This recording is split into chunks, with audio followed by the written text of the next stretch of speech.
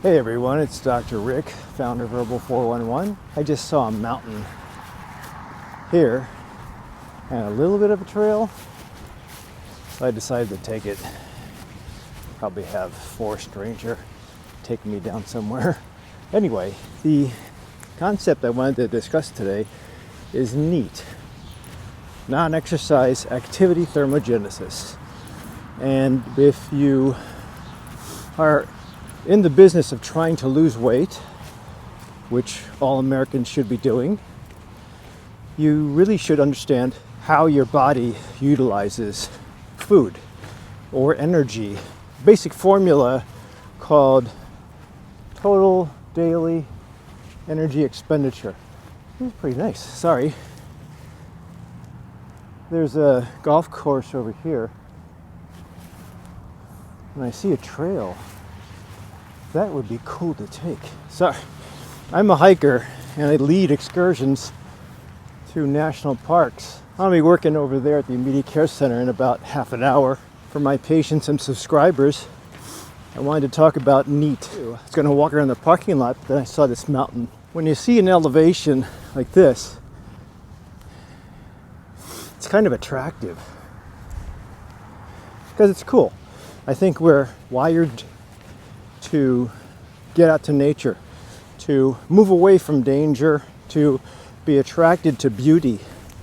That's not only physical beauty for other humans, but also beauty in structures, sunsets, red, orange light, forests. I think there's something that resonates with all of us to do, and walking is one of those things. Moving. Sedentary life is not a healthy thing.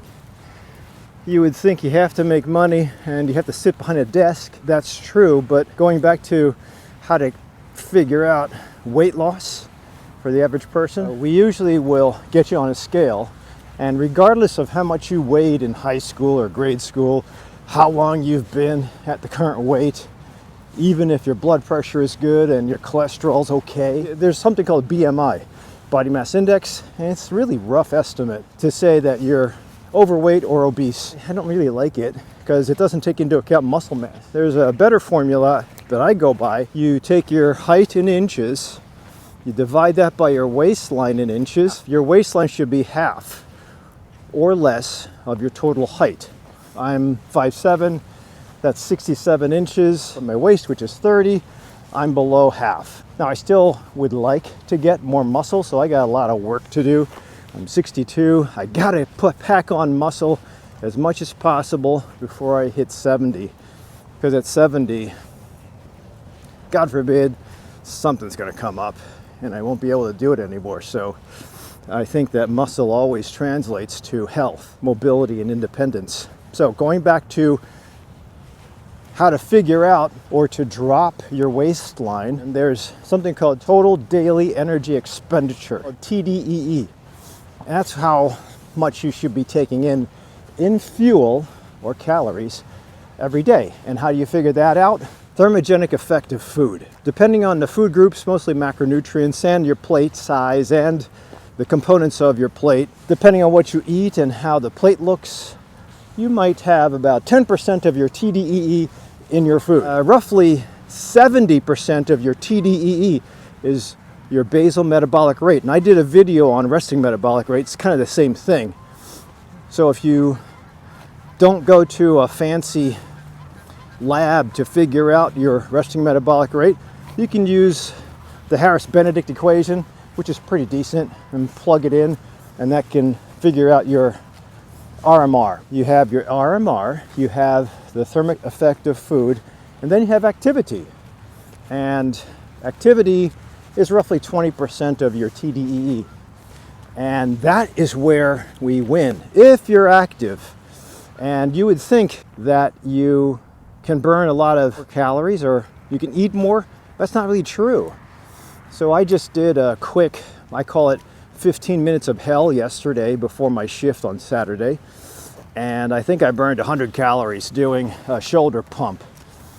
But yet I tracked myself in the clinic. I was working in an immediate care center here in Indiana, and I had 4 miles, I think, in 8 hours of walking. And that translated out to about 1,000 calories that I burned. Your basal metabolic rate is fixed. Your nutrition that you eat that gives you the thermic effect of food is probably fixed. You can fine tune it. That's worth a little bit of value, but it's small. Your activity can be manifested or changed. And that's pretty much the only thing we can change to impact life. And 1/3 of your activity per day is based on exercise, maybe daily or at least weekly. 2/3 is based on NEAT. So those of you who try to put in a lot of hours with running and cardio, I think that's honorable, but you honestly can burn a lot more calories per day with non-exercise activity thermogenesis. And my data from yesterday, for the 15 minutes, I was able to burn 100 calories. But yet my 8-hour shift, I was able to burn 1,000 calories, and I did not exercise. Those of you who don't exercise, listen, don't feel bad. Just please get with me, with your trainers, get with physical therapists, and start designing something that's sustainable for you. Because you're gonna have to do it sooner or later. Outside of the context of trying to lose weight and figure out how much activity you should be doing every day, you still need to put on muscle to be independent and to not be invalid when you get older. But in the formula of calories in and calories out, you really can impact your future by doing non-exercise stuff. And for me, walking, hiking, that's not exercise. That could be walking in a clinic, that could be walking on a treadmill station. And they have treadmill stations where your computers are set up on a treadmill and you walk, take the steps like I'm doing now. This is Centennial Park, and that's pretty nice. And the idea, again, is if you're not able to lose weight, if you're on Ozempic and Mounjaro and nothing's working, by cutting back on calories, it might be important to figure out your TDEE. And that means figuring out your resting metabolic rate, figuring out and getting help with your food choices, and also planning your activities. So the only thing that really can change, that makes an impact, would be what you do in a non-exercise day. So you'll find your way. If you don't know what to do, then you have to spend the money and hire somebody. I've always been an athlete, and I learned that because I love it. Your doctor just might not be trained for that. If it's not paid for by insurance, don't just ignore it. Put some investment into it, do some reading, a lot of great information online. Impact your health. Take the medicines you're given to change your lifestyle. And if you don't know how, then seek out somebody that knows. And there's a lot of services that are pretty legitimate online, probably local to you, Park District, local exercise studio, or you can join me in my practice.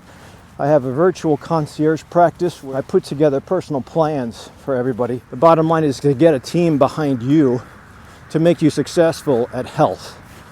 Whether or not you need to maintain medicines, I still embrace that possibility. And this is where I am. This is in Munster, Indiana. You guys have a good day. Don't let the temperature or the weather discourage you. Get out, be healthy, change your life. Thanks for watching. Think about subscribing. See you at the next video.